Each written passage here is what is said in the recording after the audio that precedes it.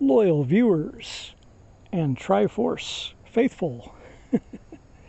It's Games Wild Elf 26 again, folks.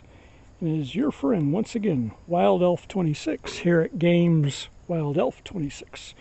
Like and be sure to subscribe if you haven't already. Today, as cosplayers and retro gamers, by the way, I've got some good short videos you guys ought to look at. And if you like them or if they make you question anything, please leave a comment on the short videos, as well as any long videos you like, such as this. But whether your era was the 8-bit era, the introduction of 16-bit era, or all the way up to the current PlayStations that we know now, from the good old day ones like this one, the first DualShocks, or in this case it was a DualShock 2. Tell me in the comments, did you first start up with one company's game system as a true fan and then later convert over or remain with the same company all these years? And when I say all these years, I mean, possibly decades. If you're from the era where you were a kid when the NES came out, the Sega Genesis was an amazing new thing that came out. Genesis does what Nintendo don't, if you remember that. Then you know that you probably got a couple of decades under your wing. And as a modern retro gamer, do you put aside a few hours a day to enjoy some gaming? Do you have an interesting setup? A rather large TV, perhaps? Or maybe even one of these nice projector televisions that you can plug everything, even HDMI, into some of the newer ones, where depending on how far you pull it from your wall, it can make your entire wall the television screen, making the gaming experience that much more immersive. By the way, guys, has anyone seen Jim Carrey in anything lately? I remember it was supposed to be him at an award show, but I don't know, it kind of looked like a body double or something. All right, folks. Recently on the channel, I had put up a question mark video about whether or not people wanted me to upload, various different types of codes. Because occasionally I'll put up a option or developer menu cheat code or something. My most recent one in the post section, my community post section, YouTube, I put up not just for one game, but for MK5 and MK6, and that's Deadly Alliance and MK Deception.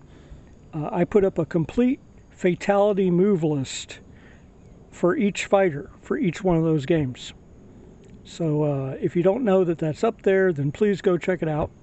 Just view it on your device or TV, screenshot it, and later print that screenshot, and you'll have move lists for the fatalities at least.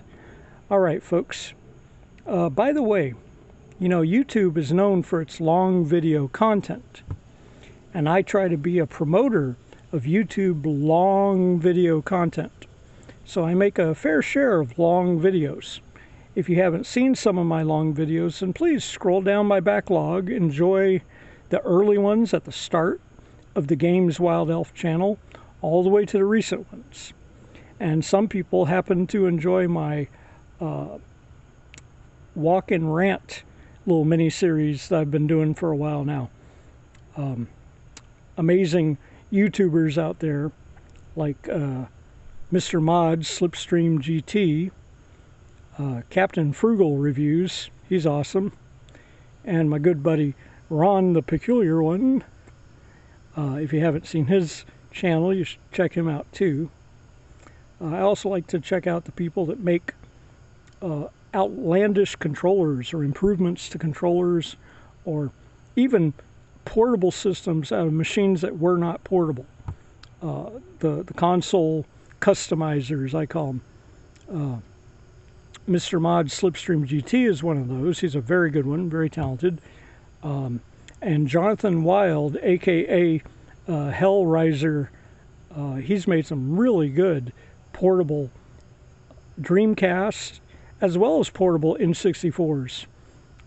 His portable GameCube has really impressed me as far as that goes. But tell me what you guys think of that. Would you pay somebody to make you a high dollar custom portable from a GameCube or a N64 so you could play the actual hardware, the actual discs on a portable? And typically they're in the $800 range, and some of the real Mac Daddy versions that they make can be up in the $1,100 range. But I think if it means that much to you, you'd probably pay it. When I was doing a significantly better, I would have had no problem getting a custom console made into a portable. Everything from 16 bits to the 128 bits and beyond for what's allowable. There's some systems you really can't portabilize too much. The Saturn, yeah, to play actual disc hardware, that thing's enormous comparative to like the first Xbox. Big, giant, honking, huge machine. Very difficult to portabilize. But the GameCube, that's a very interesting machine. Its general size is not very large, although it has like a dual motherboard setup or something. The PS2 Slim is rather small. To convert that into a portable would seem relatively not the hardest thing, I would say. The second model Super NES, what they call the Super NES Junior, and in Europe they call it the Super Famicom Junior, and Japan as well. And Sega Genesis, well, Sega Genesis 3, if we're talking about official license release consoles, Sega Genesis 3 would make an excellent portable Genesis. It has a very small motherboard. But then again, people would refer us to the portable that Sega themselves actually made, the Sega Nomad. The only problem with the Sega Nomad is the system itself can be exuberantly high-priced, even for ones that the screen is barely working on it. The screen that came on the Nomad was a terrible LCD screen. It was worse than the Game Gear LCD screen, and that's saying something, folks. All right, folks. I hope I've given you different things to mull over and think about. Review these thoughts that I've given you, and comment here in the comment section, folks, and I'll try to get to all the comments. Have a great one, and please subscribe. Please share some of these videos if you find them interesting, and it helps the channel. Subscribing definitely helps the channel. And if you press like at the very top of the video, the very first section of the comments, that really helps out each video, because they've been constantly altering YouTube lately, and it's been hard for a lot of us content creators to keep up with it, folks. Alrighty. I hope you guys have a great week. I hope you're doing well, and may the Triforce bless you all.